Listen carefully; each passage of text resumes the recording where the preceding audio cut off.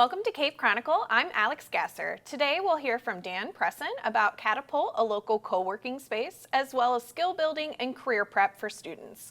We'll also hear from Jim Phillips with Crisp Museum, all next on Cape Chronicle.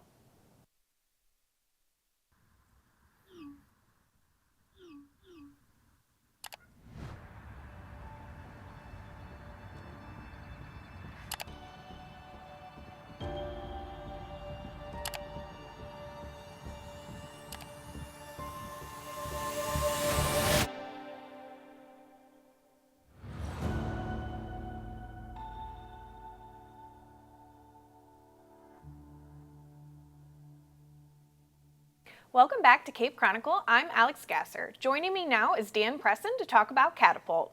Welcome, Dan. Hey, thanks for having me, Alix. Yeah, so tell me about Catapult. I know it's evolved a little bit over the years, and so tell me what's going on in the space now. So the cool thing about Catapult is that the art is still there. Okay. Every single month, the art department here at Southeast brings in a new rotating artist. We always have students doing art exhibits as well. And so what everybody knows and loves about Catapult is a lot of times that art. And so the art is still there, and it's open to the public because we want people to come in and engage with a university building on Broadway, but then also with student and incredible statewide, nationwide, and alumni art that comes through. And so Catapult, the art is still there. What we've done with the additional space at Catapult, on the first floor, we were able to work with the Missouri Job Center, and so we were able to bring in a Missouri Job Center for the first floor of Catapult. So on that eastern side of the building, you have a full functioning Missouri Job Center. And then on the second floor, above that Missouri Job Center, we worked with a company out of St. Louis called Arsenal Business Growth. Arsenal Business Growth is a outsourced business-to-business selling organization, and so a small business that can't afford to have their own sales development reps can actually work with Arsenal to have outsourced sales development. And so we brought in a branch office of Arsenal Business Growth for the second floor, and it is almost completely run by SEMO students and alumni. Oh, okay. And so we have this wonderful concept of this building that still is housing art, it's still engaging with students in art, but then we've added these components to the community with Missouri Job Center for employment services, and then we've put an actual employer on the top floor that is hiring SEMO students and alumni. And so we've taken a building, we've retained some of that excitement of the art, but then we've added these additional areas to not only just help the community, but to bring in a new business to Cape Girardeau. That's awesome. So for the so the art center is all for SEMO art students, and I assume they probably also work with some of the community-based artists.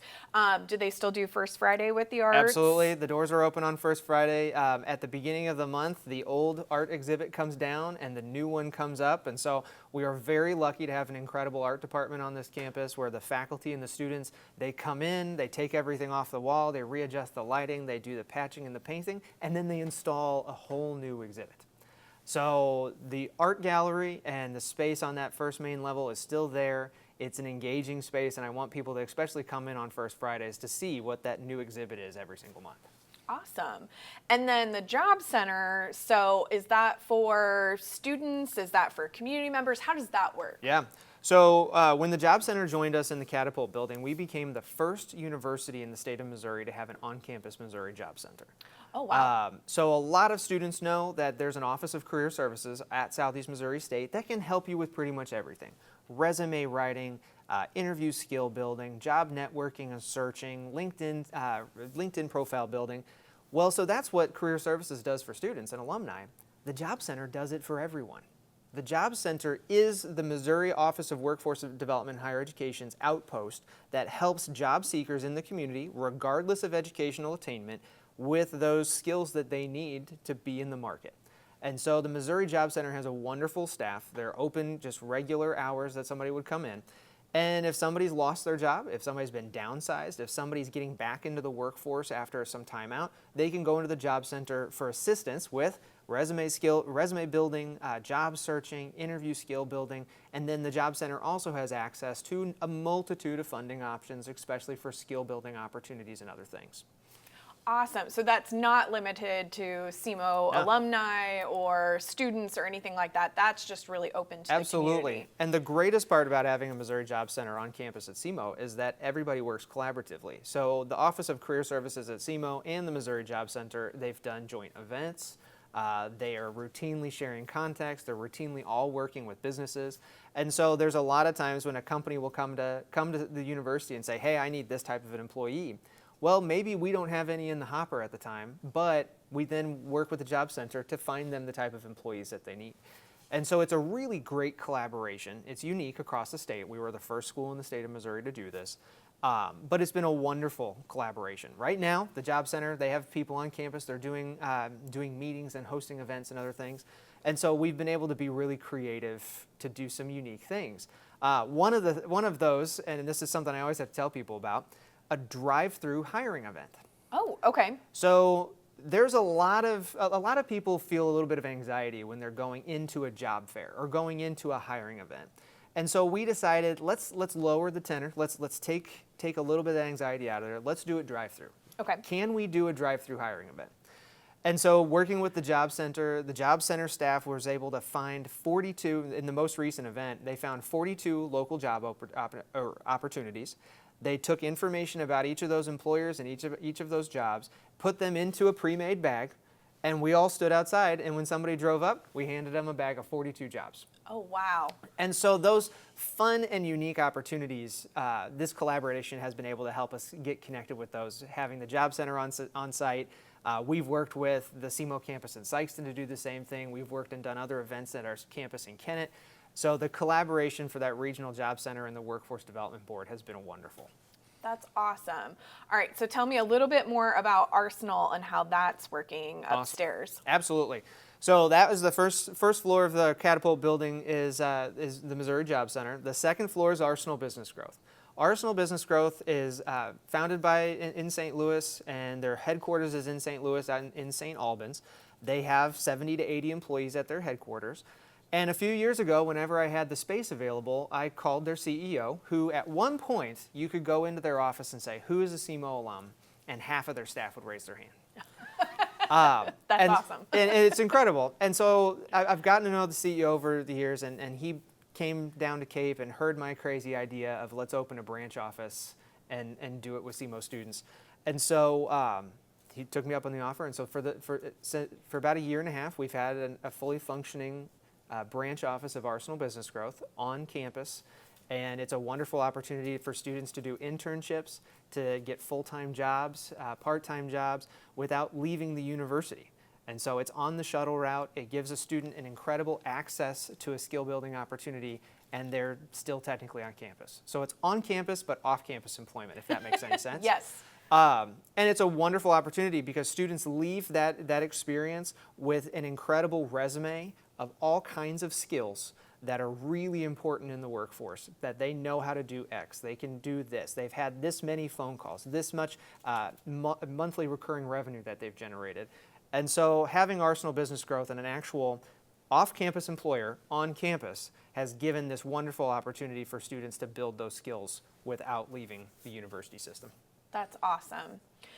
Stick around. After the break, Dan and I will continue our conversation.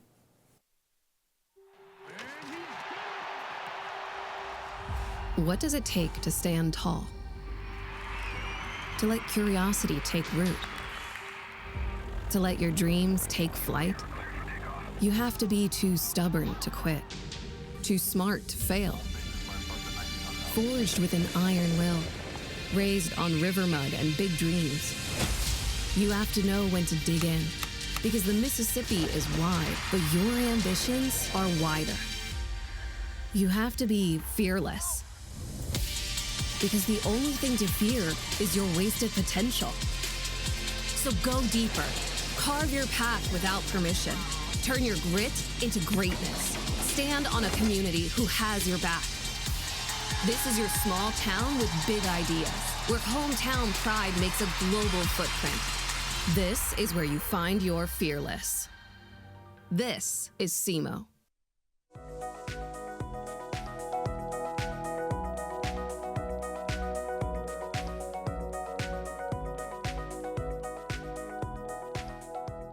Welcome back to Cape Chronicle. I'm Alix Gasser. Continuing our conversation, Dan and I are going to talk about skill building and career preparation for college students. Awesome. Well, so right before we left off, I was telling you about the skills that a student can achieve through an experience with Arsenal Business Growth on campus. Yes. And it really is important for students to understand what that critical value is of those work-based experiences and how do they write them on a resume. In the job market today, there's just a lot of nuance that is needed in order for a student's resume to get noticed. I call it strategic differentiation. What is it that you have done different from all the other candidates that are applying for a certain role? So you need to you sort of look at what that strategic differentiation is, but then you also know how to write about it on a resume. And so students need to look at all of those skills. What are the skills that they've learned doing X, Y, and Z? How many phone calls did they make? How much improvement did you see in your Greek life recruiting, year over year? They need to start really looking at those metrics to understand what that strategic differentiation is. What is it that you've done differently in comparison to all the other candidates that are out there on the market? Okay, so I think you were mentioning too previously to me that something about how businesses are now putting things through algorithms and... If anybody thinks AI is not being used in the job search, they need to stop thinking that right now. It very much is. 94% of companies utilize what's called an applicant tracking system, and an applicant tracking system is essentially an AI model that will scan your resume and application documents and compare it to the job description. So the hiring manager is only going to get a certain number of people that have had a certain percentage match of skill sets that are on the job description. So a student really needs to realize that not only is it going to be it's not going to be a human making that initial look at your resume. It's going to be an AI computer system, an applicant tracking system, that's looking for keywords and skill sets. And so if you have a resume that's all designed up and maybe you saved it as a JPEG file, well, that's not going to go anywhere because a JPEG file can't be scanned. It is an image, and so it comes across on an applicant tracking system as a blank page. So you need to look at that resume that you're submitting for all of its individual pieces and parts, and then you need to look at it for what kind of strategic differentiating value am I adding to this? What experience did I have that makes me different from another candidate? And sometimes it's some of the smallest things that students don't realize. Maybe you've worked for 3 years at McDonald's. Maybe you have supervisory experience striping parking lots for an asphalt company. Some of those little experiences like that students think they're doing just for survival is actually the type of experience that they can leverage to make sure that they thrive. Gotcha. I know years ago when I was applying for jobs, they had me take tests. And is that something that's still part of that? Has that expanded? Or Absolutely. What are some things that people need to be prepped for in the real world? So you think about it, so your resume is going to get scanned by 94% of companies are going to use an applicant tracking system, but then a high proportion of companies are going to put you through that first round of deciding whether or not they want to pull you in for an interview. So some companies will have a preliminary interview or a preceptor interview where there's just a computer system that prompts you with a question. You get 30 seconds to say your answer, and then that's it. So that is a very, cut and dry. You have a preliminary interview. It's not two-sided, and you're just answering questions to your computer. Then there's a whole other world of assessments. Is there work-based assessments that might make sure that you know what needs to be known to be successful in that role? There are cultural assessments to see if you fit the culture of a company.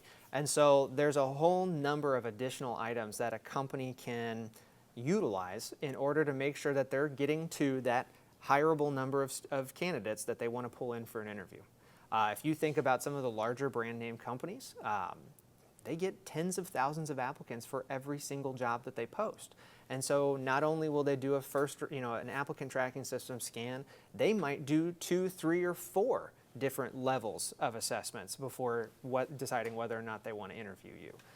Google is very famous for having a 6 or 7 level interview or hiring process where you go through 6 or 7 levels of it in order to get to an actual in-person interview about your skill sets. And so students that are in the job market, they have to really start thinking, okay, what is it that makes me a unique candidate? What is it that I have done different from all the other people that are looking for entry-level employment? But then they have to be prepared. Obviously, your resume has to be prepared. Your social media profiles have to be cleaned up. That's one thing that everybody needs to make sure is that they're looking at what their professional presence looks like online. And then they have to be ready to do a preceptor interview or multiple assessments before they might be able to get in for that actual in-person interview. So there's a lot of a process there.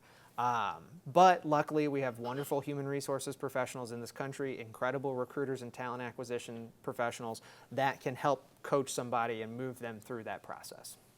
What are some other skills? I know we were talking offline about how, you know, a lot more now is about the pitch or how do you get kind of the next meeting. And so what are some of those skills? One of the things that you hear from employers today is the lack of teamwork and communication skills.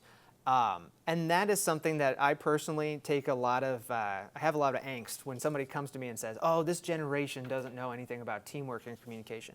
This generation is all about teamwork. It's all about teamwork and communication.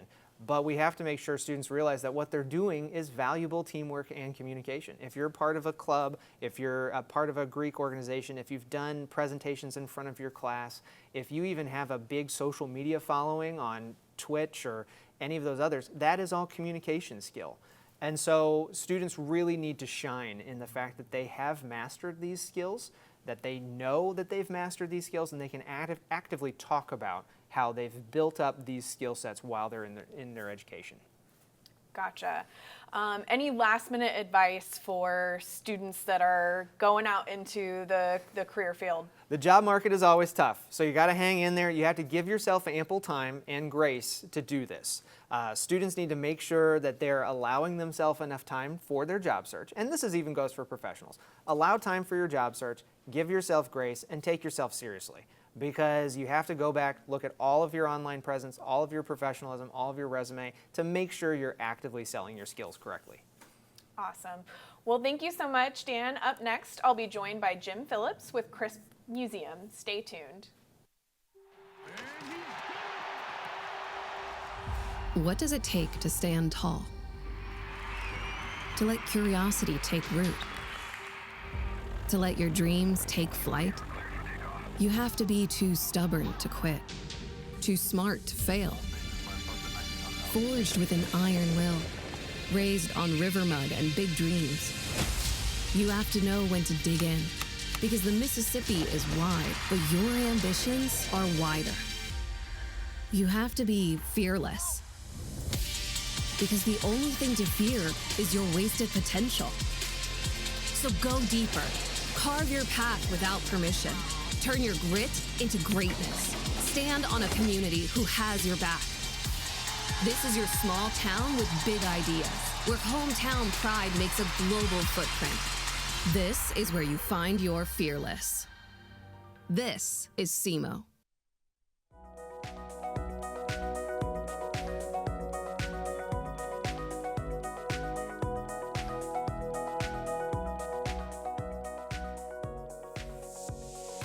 Welcome back to Cape Chronicle. I'm Alix Gasser, here to tell us a bit about Crisp Museum and some events they have coming up. Manager and Head Curator, Jim Phillips. Welcome, Jim. Good morning. So tell me about Crisp Museum down at the River Campus. We're located on the River Campus for Southeast Missouri State University. We are the first left into the building. So for people who say, I can't find it, it's right in the door. So the museum sits there and it's on 3 different levels. We have art, we have regional history, prehistory, and geology. So those are our core areas. Okay, awesome. And are they set exhibits? Are they? Mostly they rotate. So right now we just took in a bunch of dinosaur bones for temporary display.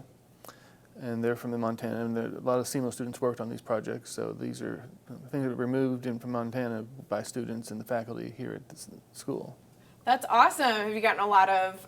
It's brand new. Haven't really had a chance to open it yet. So okay. We put the last horn in 2 days ago, and now we're working to our opening. Okay, when does that open? It'll be in 2 weeks. 2 weeks. Okay. So if you have a love of dinosaurs, you definitely need to go down and check it out. But we also have art exhibits. So similar to Catapult, we are open for First Friday, and we have other activities that we do. So right now we're running a high school show, a regional high school competition. That played until the 7th, and then the SEMO students do their exhibition next. And that will open on the 27th of March. Oh, awesome. And so I know that there's also a theater in there, correct? We have a small theater, and we have a film that goes along with it that we developed when we first built the River Campus project. So it's a good way to get an orientation to the area if you're traveling, stop by and you're traveling. And what days of the week are you guys open? We're open Monday through Friday, 9 to 5, and then Saturdays, 1 to 4.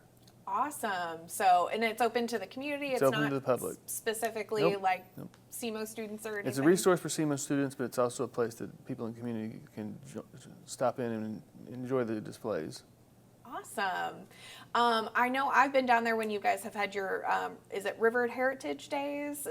Am I remembering that correctly? Haven't done that one in a while. Oh, okay, all right. We do different programs for the community and university, kind of get them to blend together. The big one that we've done over the past 8 or 9 years is the Lego Day. Oh, Lego Day, okay. So we have displays we pull out and put on the display. Then we invite people to come, the families and the students and everybody to come and build with Legos. Kind of also to bridge the arts, because there is a sculptor or two that do Lego sculptures. So it's kind of a way to bridge the department to the community. That's wonderful. I assume you get lots of different age levels involved in that because everyone kind of loves Legos. We get parents and kids, and students from the university that all kind of pile in there for about 200 people at a time. Oh, wow. So you come in and kind of some people just come and set up camp because it's the first time they get to really do that. So while they're in building with Legos, we're showing them our displays, and we're showing them the various activities that the museum provides. Chalk Art Day, Lego Day, Paint Nights with Ellen, which is a big program. So tell me a little bit more about the Paint Nights with Ellen. I haven't heard of this one. Well, Ellen Flengy, our educator, developed a program based off of the popular wine and painting. We don't do the wine, but we do the painting. So we'll have as many as 30 all painting the same thing, or 10. It's a popular program, so we tend to really book out for that one. Oh, wow. That's amazing. I'm sure you get a lot of new people into that program. You get the students, again, coming in, the non-art students that are interested in painting, adults, older adults, and then we really try to work well with them. Awesome.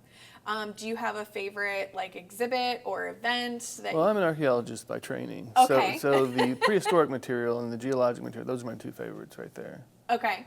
So if it's a fossil or it's a rock or it's made by people in the past, I'm all over that.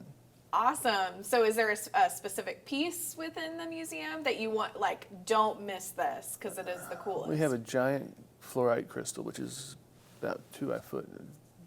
Lovely little purple rock, and I think it's probably my favorite piece. Okay, awesome. Is it from this region? It is from this region, a little bit north towards Illinois, but it's a reasonably local.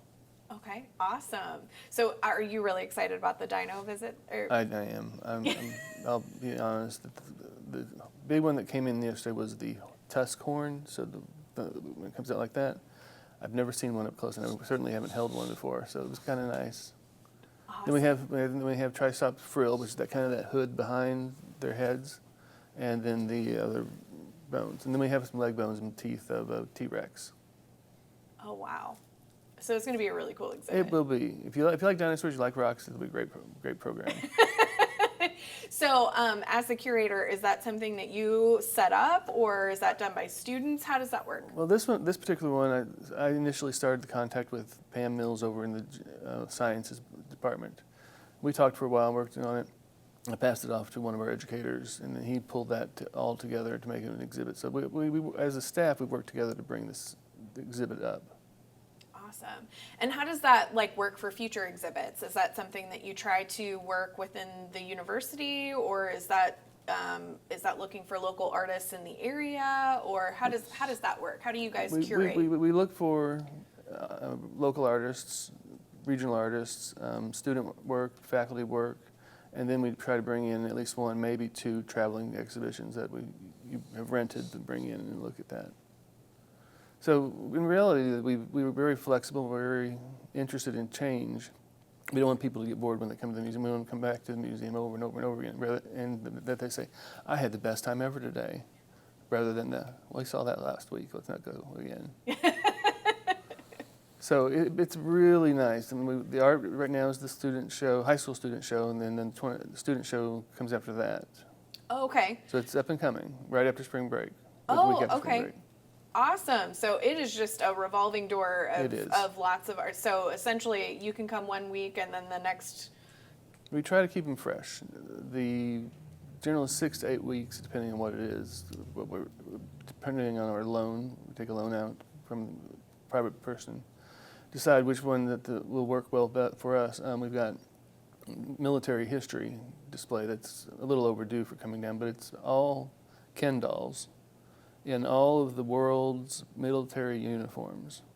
Oh, wow. So World War I, World War II, Civil War, Vietnam era, and then there's also the Soviet, German, and there's one more that group that I can't remember, but it works well with the kids, and everybody would like something relatable.